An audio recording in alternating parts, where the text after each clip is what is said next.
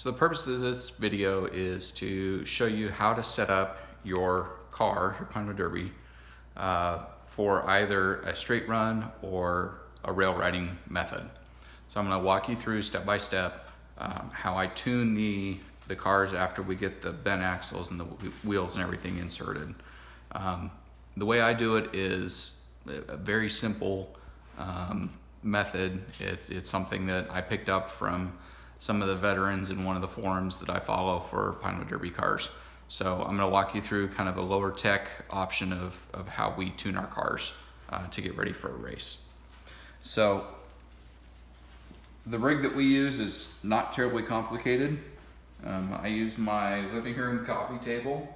I've used conference tables, I've used dining room tables. It doesn't matter really what your table is.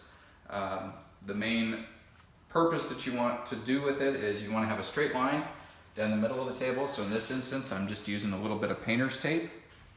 And on the downhill side, you want to have a cushion. I've got my ottoman from the living room here.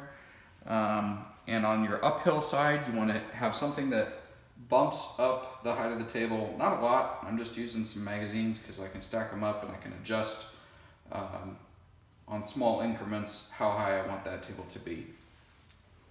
Now, this is last year's car, so this one has already been tuned. It's already set up, and this one was set up to run straight. So if I set this car up on, and I've got, I think this is 2-inch painter's tape. It's either 1.5 or 2 inch, I don't remember. But it's awfully close to the size of the track when you look at it. So I set my car up on this end, and you can see the table is not tilted enough that this just takes off rolling away from me. But with a little nudge, it will roll down there.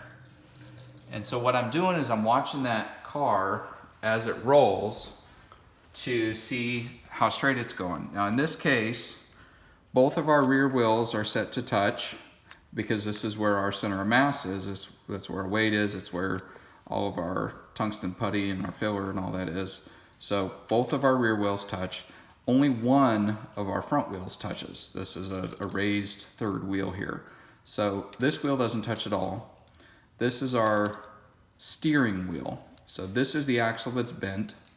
And this, by rotating that axle, I can adjust either toe in or toe out on that front wheel of how it's going to ride. So in this case, we wanted as little friction as possible. So the way that this car is set up is to run straight down the track, no toe in, no toe out, just a straight run, which should, if everything is set up right, bring us all the way down the track without any of the wheels touching the guide rails on the track. So this is an example of a straight run car. So this is our car for this year. Micah doesn't have all the weight and everything quite figured out in it yet. We'll go through checking our weight in a follow-up video, but this car, all we've done is basically stuck the axles in. So there's been no adjustment, no tuning, anything to this car. So we're gonna try it out. We're gonna set it up the same, get our wheels straightened out. In this case, both of our rear wheels again touch. One of our front wheels touches and one of them is raised in the air. So if I let go of this car, you'll see pretty quickly that that has a toe out.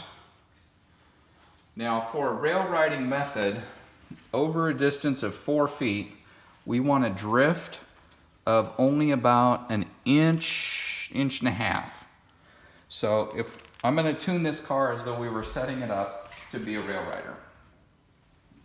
So this is where having a pair of axle pliers is really, really invaluable. Again, I ordered these, I think, on Amazon. They weren't cheap, but they weren't super expensive either.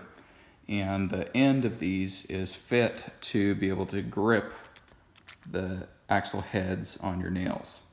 So in this case, this is our bent axle, and we were too far toe out.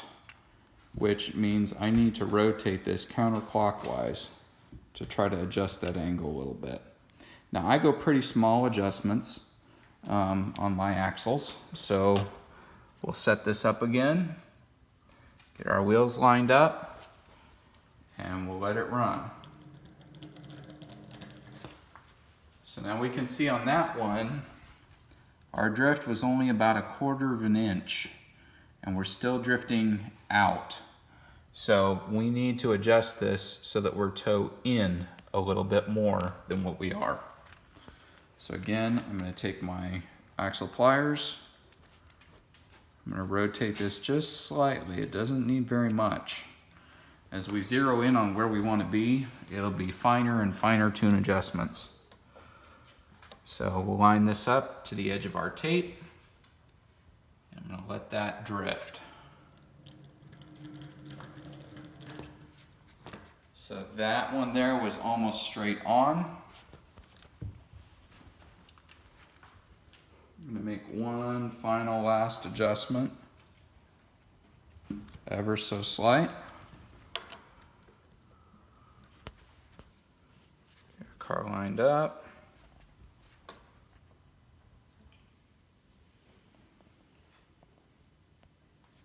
I overdid it. We're too far.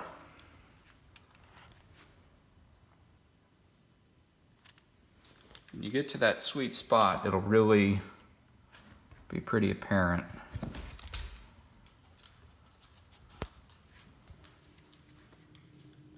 It's still a little too far toe out.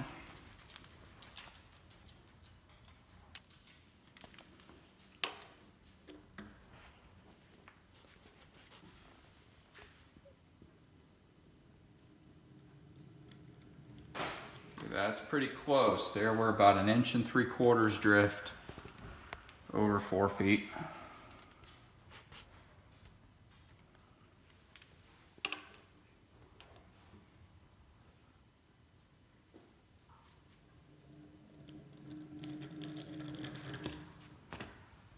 Okay, so that one was just pulling right at the edge of the tape.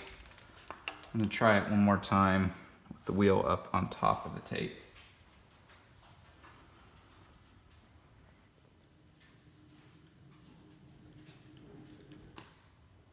Okay, so right there where that wheel crossed, we're about 1 inch, maybe a little more than 1 inch to the right, which means that as this car runs down the track, it's going to toe in, and this wheel is going to be the only wheel that is touching on the inside of the rail.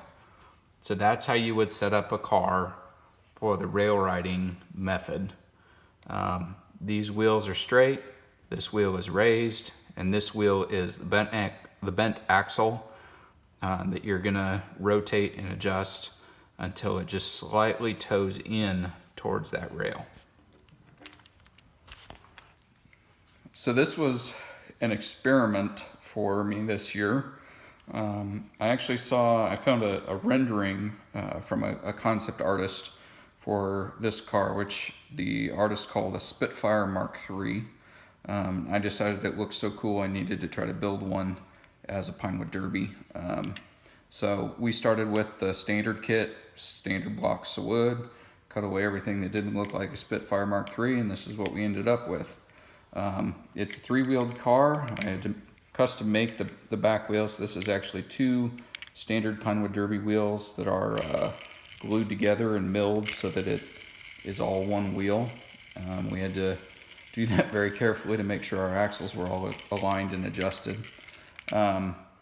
This was also the first car I've painted since I got my airbrush. That was something new this year that we figured. I've had a great friend that's done awesome airbrush work for us in the past, and he's painted a lot of our cars, and I decided that I wanted to try it myself this year. So this is Dad's car. This is the one we made, and I've got this one set up to run straight. This one was really a challenge to tune because of the center wheel in the back. So our front wheels are set up to ride straight, or mostly straight. And all of our steering is done with our rear wheel. So this rear axle is a bent axle. So by rotating it either clockwise or counterclockwise, I can either toe in or toe out that rear wheel. So this was really a challenge to get tuned, and I think I've finally got it down. So I'm gonna start even spacing on my front wheels. I'm just centering up my back wheel, and I'll let it go.